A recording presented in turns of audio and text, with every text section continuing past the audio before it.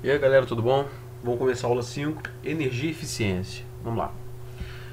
Bom, lembrando que a gente já falou então na introdução e agora a gente vai encerrar, né, a segunda unidade falando de energia e eficiência e fazendo alguns exercícios de cada tema aí, né, alguns cálculozinhos. E na aula seguinte a gente começa com circuitos.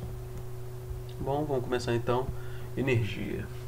Bom, lembra que a gente falou de potência na aula passada?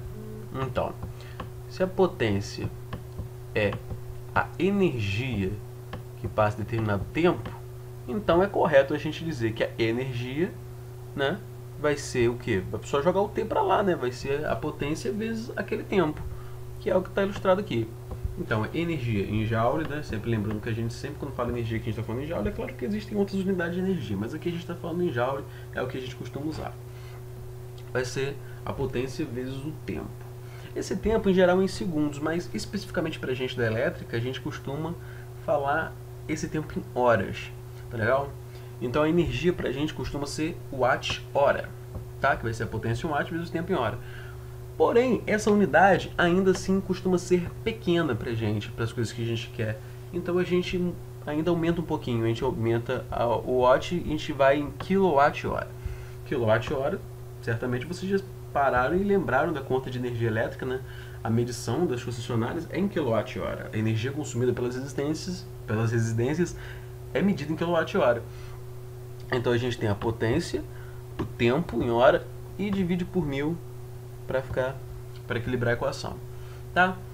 Só seguindo aqui, né, nessa tradição, quem foi o Joule? Joule foi um inglês físico, né? Doutor, enfim, cientista. E a contribuição importante que ele deu para a ciência, né, foi fundamentar a lei da conservação de energia, que diz para a gente que um tipo de energia pode ser convertido em outro e que na verdade a energia é uma coisa só, elas têm a mesma natureza, por isso elas podem ser convertidas em uma na outra. Então a gente consegue converter energia elétrica em energia mecânica para rodar um motor e o ventilador girar para a gente consegue converter também energia química em energia elétrica dentro das pilhas, a gente consegue fazer conversão de diversas energias, né? Energia elétrica em calor, em luz, enfim, a gente consegue fazer esse tipo de coisa. E ele foi o cara que foi pioneiro, digamos, nesses estudos. Não sei se ele foi o primeiro que tentou fazer, mas enfim, foi o que teve um trabalho assim de maior relevância e por isso o nome dele na unidade de energia. E curiosamente é mais um cara chamado James, né? James é um nome, assim, de pessoas inteligentes. Vamos lá. Como a gente já entendeu o conceito, é bem tranquilo, a gente já vai partir para os exercícios.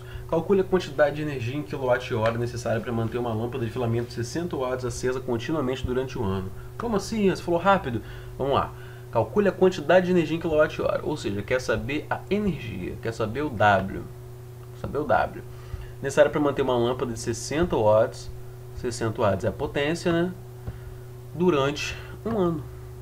Bom, a gente sabe que a gente mede quilowatt-hora, então esse ano aqui na verdade vai ter que ser convertido em horas. Bom, a gente sabe que o ano tem 365 dias, né? Ele até deu aqui esse dado, porque afinal de contas o ano, se for contar fielmente, ele tem quebrado o valor, né? Por isso que a gente tem um ano bissexto.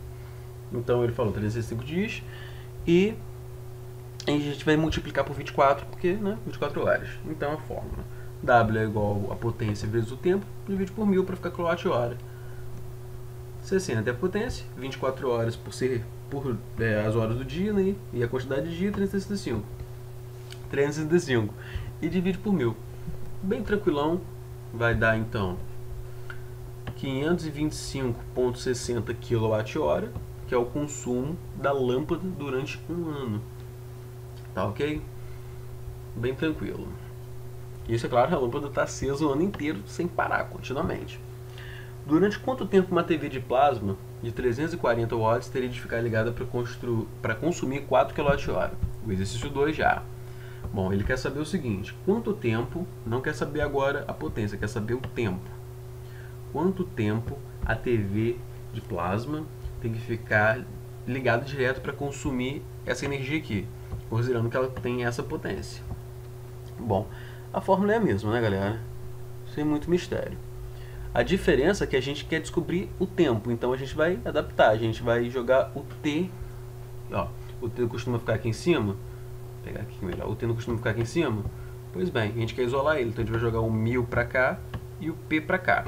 Então vai ficar o tempo, que é igual a potência vezes 1000 dividido pela... Aliás, perdão, a energia vezes 1000 dividido pela potência.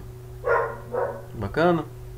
A energia é 4 kWh vezes 1000 dividido por 340. Só realmente jogar na calculadora, sem mistério.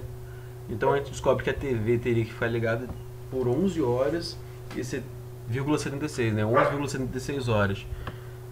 Lembrando, galera, que cada hora tem 60 minutos, né? Então esse vírgula aqui não representa minutos, é realmente uma fração de hora. Ou seja, não é 11 horas e 76 minutos, é 11,76 hora. Porque não é, uma hora não tem 100 minutos, tem 60. Então a conversão não é objetiva assim. Legal? Então, sobre energia, é isso que eu queria dizer, bem tranquilão, vamos partir para eficiência. O que é eficiência? Quando a gente fala de eficiência na engenharia, quando a gente fala de eficiência de um sistema, é a relação entre a entrada de energia e a saída de energia. Eu estou falando de energia elétrica, mecânica, calor, não importa, energia. Então, a gente sabe que a gente tem uma entrada de energia e a gente tem essa saída.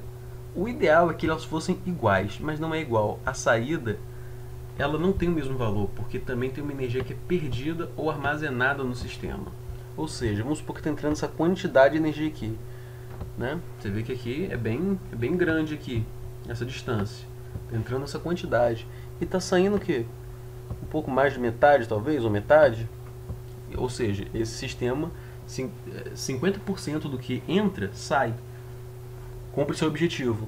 E os outros 50%, para onde que vai? Uma parte é armazenada e a outra parte é perdida.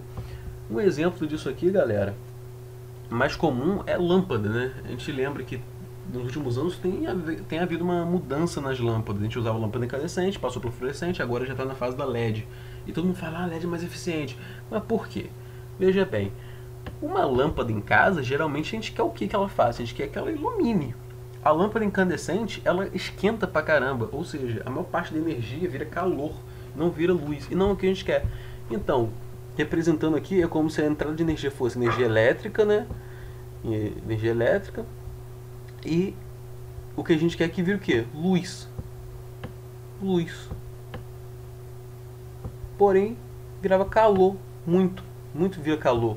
E nem tudo vira luz. Então é ruim pra gente, porque a gente tem que usar energia a mais. Porque se a gente fosse só querer a luz, talvez a gente pudesse usar menos energia, né? Porque a gente não tinha que gastar com calor também. A fluorescente é mais eficiente por causa disso, ela esquenta menos e tem mais luz, e a LED mais ainda. Então, esse é um exemplo. Só para colocar aqui, então, matematicamente o que é eficiência, ela vai ser a relação entre a saída e a entrada, né? A saída sempre vai ser menor, porque nada é perfeito nessa vida. Então isso vai sempre dar uma fração, né? Então você tem aqui o PO, que é Pout, e o PI, que é PIN, né? Entrada e saída.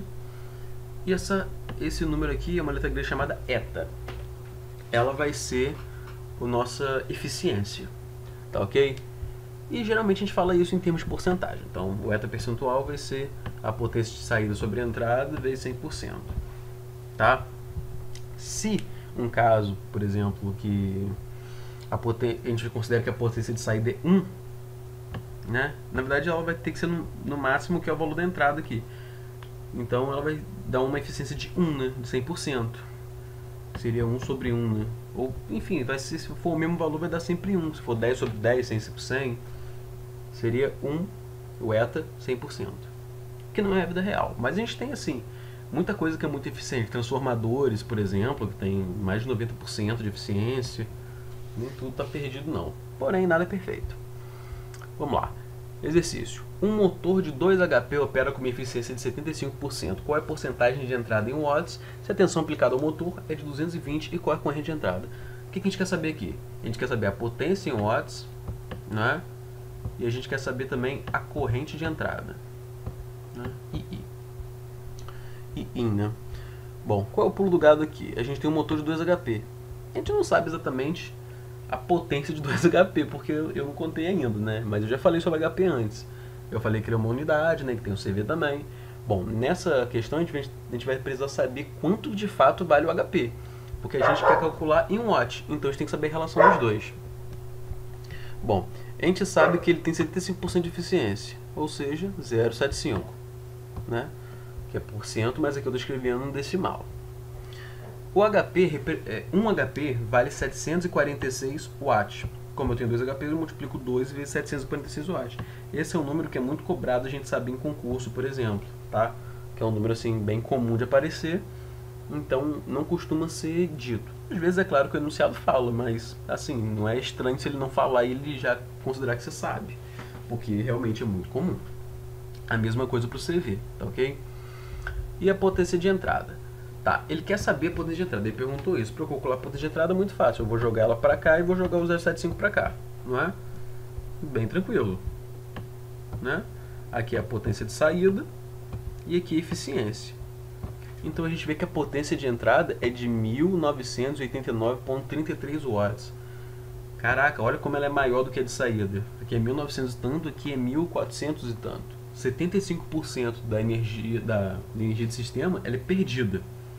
Tá vendo como é interessante? A gente sabe que é 25% porque se ele tem 75% de eficiência é porque ele perde 25%. Bom, mas a pergunta, além disso, ela não pergunta só a potência, ela pergunta também a corrente, não é? Qual é a corrente de entrada? Muito tranquilo, porque a gente sabe a tensão. Então vem aquela fórmula, né, que a gente já aprendeu também na aula de potência, que é o PUI, não é? Potência é igual a tensão vezes corrente. A gente sabe que a corrente é de... Aliás, a gente quer saber a corrente, a gente sabe que a tensão é de 220 e a gente sabe que a potência de entrada é de 1989,33. Então, o PUI e o PEI vai ficar assim. A gente quer descobrir a corrente, então a gente joga a tensão aqui para baixo para isolar ele, né? Então fica corrente igual a tensão de entrada sobre, aliás, potência de entrada sobre tensão, muda os valores e a gente tem a resposta, 9,04 ampere. Uma corrente, dependendo, está tratando de motores, né? Uma correntezinha não é tão baixa, né? Não é tão baixa como a gente costuma falar assim em eletrônica, em circuitos. Porque, não sei se você sabe, mas 1 ampere é suficiente para matar um ser humano, né? Então, a gente tem que ficar sempre ligado nesses valores para a gente ter noção das correntes de cada situação. Tá ok? Bom, era isso que eu queria falar hoje. Falar sobre energia, falar sobre eficiência. E na próxima aula a gente começa assuntos que eu diria um pouco mais divertidos, né? Que é a parte do circuito. A gente vai começar a analisar os circuitos. Circuito série, paralelo, circuito misto, divisor de tensão, divisor de corrente. E ver a característica de cada situação. Tá certo? Até a próxima, galera. Valeu!